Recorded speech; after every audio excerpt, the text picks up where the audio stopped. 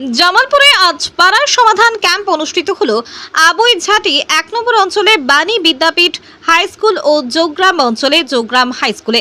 এই ক্যাম্প পরিদর্শনে আসেন পূর্ব বর্ধমান জেলা পরিষদের সভাধিপতি শ্যামাপ্রসন্ন লোহার, বিধায়ক অলোক কুমার মাঝি, পঞ্চায়েত সমিতির সভাপতি পূর্ণিমা মালিক, সহ সভাপতি ভূতনাথ মালিক, ভারপ্রাপ্ত ভিডিও রাহুল বিশ্বাস, পূর্ত কর্মাধ্যক্ষ মেহমুদ খান, দুই অঞ্চল প্রধান রমজান শি এবং মল্লিকা মণ্ডল, দুই অঞ্চল সভাপতি মৃদুল কান্তি মণ্ডল সহ অন্যান্যরা।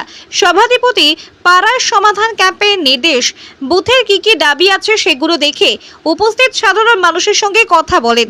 মেহমুদ খান বলেন, জেলা সভাধিপতি আজ জামালপুর এসেছিলেন, পাড়ার সমাধানের ক্যাম্প পরিদর্শন করেন ও সাধারণ মানুষের সাথে কথা বলেন। তিনি বলেন, পাড়ার মানুষ নিজের বুথের উন্নয়নের আবেদন নিজেরাই করছেন, তাদের করা আবেদন ভিত্তিতেই সেই পাড়ার বা বুথের কাজ করা হবে।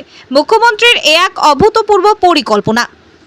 বর্ধমান থেকে সঞ্জিত করে রিপোর্ট, বিপি নিউজ পূর্ব বর্ধমান।